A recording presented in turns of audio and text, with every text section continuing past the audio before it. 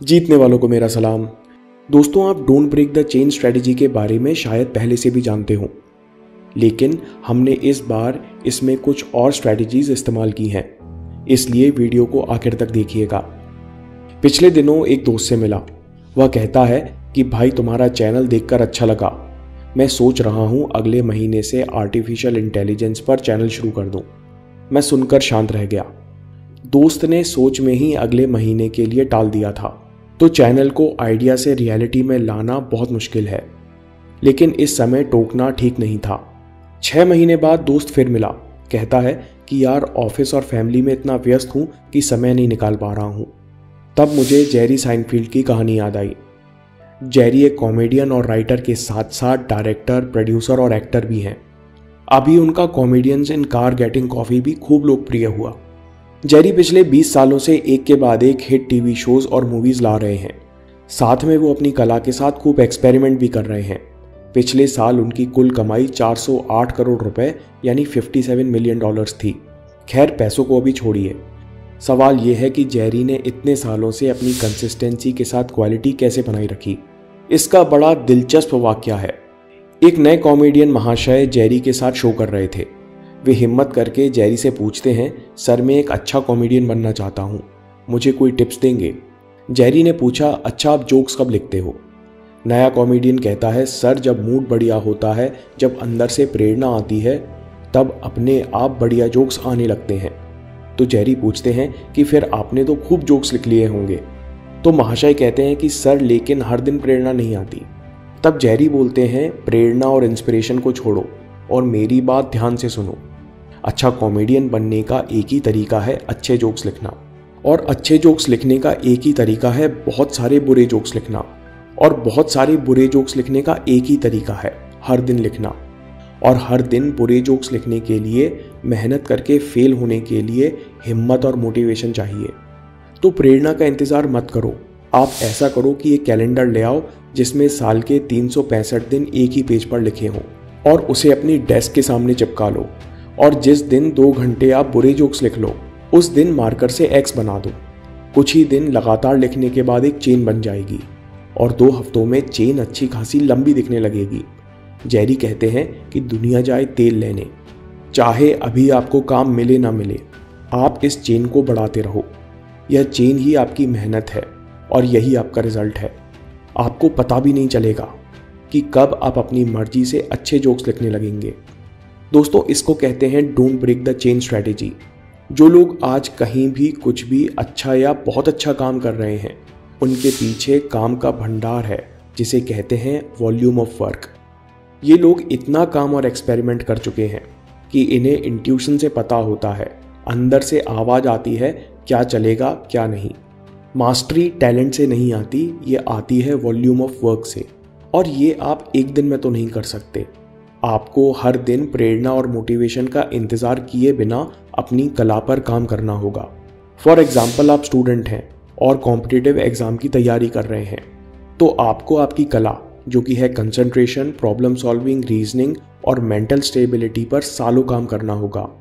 फिर या तो IIT निकलेगा, IIM या IAS। अगर आप अपनी कला निखारते जाएंगे तो कोई ना कोई एग्ज़ाम ज़रूर निकलेगा।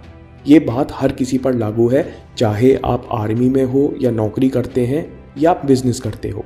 अपनी कला के मायने पहचानिए और लगातार कौशल को निखारते रहिए। आज नहीं तो कल आप चमकोगे ज़रूर।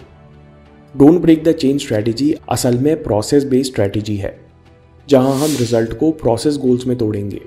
एग्जाम्पल, आपका गोल एनिमेशन सीखने का है, तो आप सीखने को छोटे छोटे प्रोसेस में तोड़ दीजिए।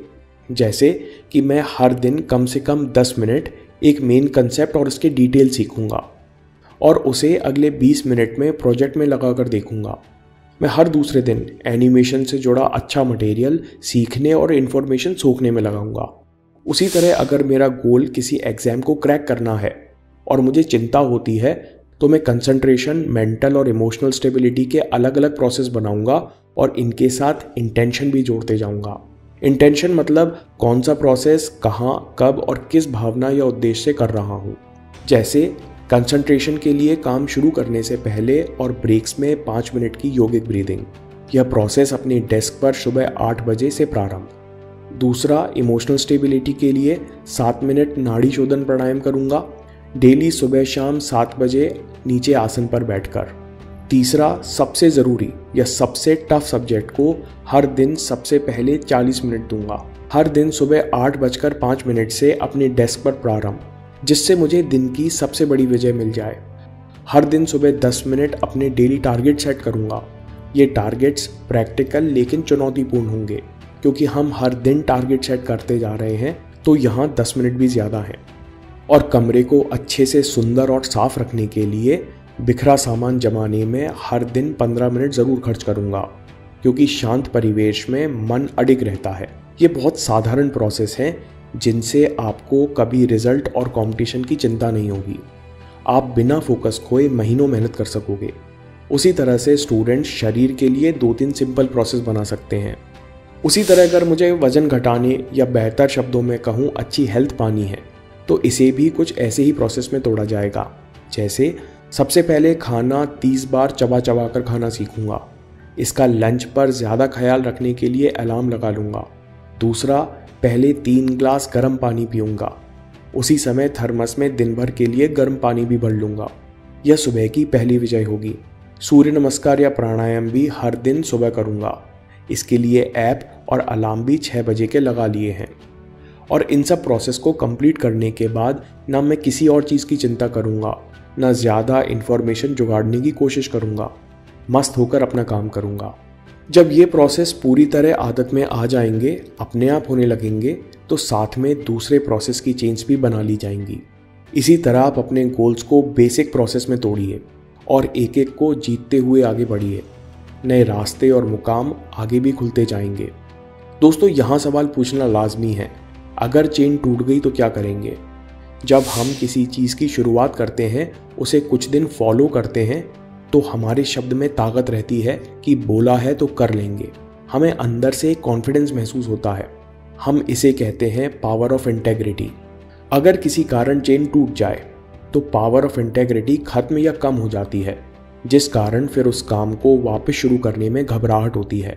अब पावर ऑफ इंटेग्रिटी को वापस जगाने के लिए पहले ही डिसाइड या निश्चय कर लेते हैं कि अगर कहीं ब्रेक आ जाए तो मैं अगले 5 दिन की चेन बनाकर उस एक दिन के गैप को पूरा कर लूँगा, और अगर एक दिन से ज़्यादा का गैप है तो फिर अगले दिन की 5 चेन बनाकर उस गैप को भी भर दिया जाएगा।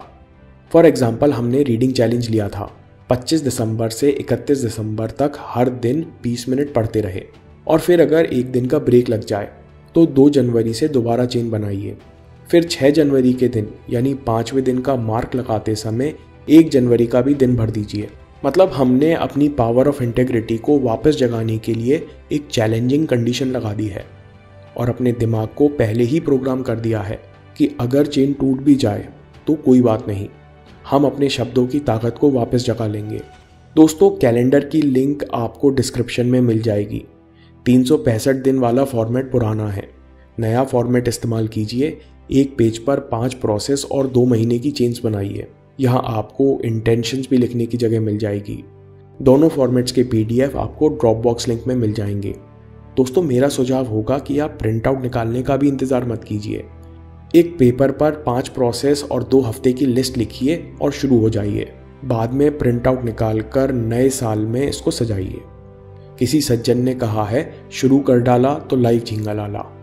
दोस्तों, अगर आपके पास अभी समय हो तो how to improve quality of your life पर वीडियो ज़रूर देखिए, जिसमें हमने देखा कि कैसे सवालों की क्वालिटी बदलने से हम अपनी ज़िंदगी की क्वालिटी बदल सकते हैं। अभी ना देख सकें तो सेव ज़रूर कर लीजिए। मैं काम के किस्से लाता रहूँगा। हिम्मत, हरकत, होशियारी, हम जीतेंगे।